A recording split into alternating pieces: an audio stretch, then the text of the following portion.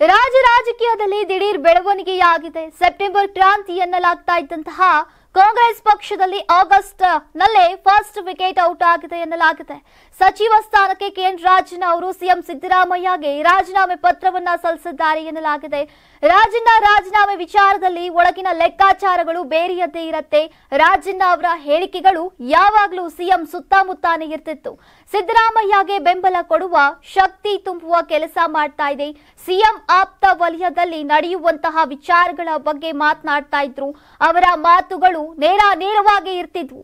ಯಾರು ಏನು ಹೇಳೋದಕ್ಕೆ ಸಾಧ್ಯವಿಲ್ಲವೋ ಅಂತ ವಿಚಾರಗಳನ್ನ ಬಹಿರಂಗವಾಗಿ ಹೇಳಿಕೊಳ್ತಿದ್ರು.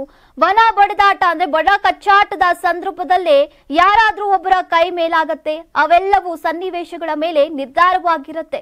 ಅವೆಲ್ಲವೂ ಅತಿಯಾದಾಗ ಇಂಥದ್ದೊಂದು ತೀರ್ಮಾನಕ್ಕೆ ಕಾರಣವಾಗಿರುತ್ತೆ. ರಾಜಣ್ಣ ರಾಜೀನಾಮೆಗೂ ಈ ರೀತಿಯ ನಡವಳಿಕೆಗಳಿಗೆ ಕಾರಣವಾಗಿರುತ್ತೆ. ಈ ಬಾರಿ ರಾಜಣ್ಣ ಹೇಳಿಕೆಗಳು ರಾಹುಲ್ ಗಾಂಧಿ ನಿಲುವಿಗೆ ಸಂಪೂರ್ಣವಾಗಿ ವಿರುದ್ಧವಾಗಿದ್ವು. ಇದನ್ನ ಸಹಿಸಿಕೊಳ್ಳೋಕೆ ಹೈಕಮಾಂಡ್ ಸಿದ್ಧವಾಗಿಲ್ಲ. ಈ ಹಿಂದೆ ಹಲವು ಬಾರಿ ಪಕ್ಷದ ಬಗ್ಗೆ ಕೂಡ ಹೇಳಿಕೆಗಳನ್ನ ಕೊಡ್ತಿದ್ರು. ಆದ್ರೆ ಉಚ್ಚಾಟನೆ ಅಥವಾ ರಾಜೀನಾಮೆಯವರೆಗೂ ತಲುಪಿರಲಿಲ್ಲ. ಸೆಪ್ಟೆಂಬರ್ ಕ್ರಾಂತಿ ವಿಚಾರ ಅಧಿಕಾರಿಗಳ ಜೊತೆ ಸುರ್ಜೇವಾಲಾ ಮೀಟಿಂಗ್ ಬಗ್ಗೆಯೂ ಅಸಮಾಧಾನವನ್ನ ವ್ಯಕ್ತಪಡಿಸಿದ್ರು. ಮಾಧ್ಯಮಗಳ ಎದುರು ನೇರವಾಗಿ ಕಿಡಿಕಾರಿದ್ರು. ಆದ್ರೀಗ ರಾಹುಲ್ ಗಾಂಧಿ ವಿಚಾರದಲ್ಲಿ ಬಹಿರಂಗ ಹೇಳಿಕೆಗಳಿಗೆ ಹೈಕಮಾಂಡ್ ಕೆಂಡಾಮಂಡಲವಾಗಿದ್ದು ಕಠಿಣ ನಿರ್ಧಾರವನ್ನ ಕೈಗೊಂಡಿದೆ. ಇನ್ನು ವಿಧಾನಸೌಧದಲ್ಲಿ ಸಿಎಂ ಸಿದ್ದರಾಮಯ್ಯರನ್ನ ರಾಜಣ್ಣ ಭೇಟಿಯಾಗಿದ್ದಾರೆ. ಇದಕ್ಕೂ ಮುನ್ನ ಮೊದಲ ಪ್ರತಿಕ್ರಿಯೆ ನೀಡಿದ್ದಾರೆ. ಅಧಿಕಾರಕ್ಕೆ ಅಂಟಿಕೊಳ್ಳುವವನು ಅಲ್ಲ.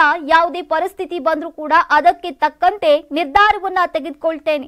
ಯಾವ ವಿಚಾರಕ್ಕೆ ಹೈಕಮಾಂಡ್ ಅಪ್ಸೆಟ್ ಆಗಿದೆಯೋ ಗೊತ್ತಿಲ್ಲ. ಅವರು ಹೇಳಿದ ನಂತರ ನಾನು ಹೇಳ್ತೇನೆ ಎಂದಷ್ಟೇ ರಾಜಣ್ಣ ಹೇಳಿದ್ರು.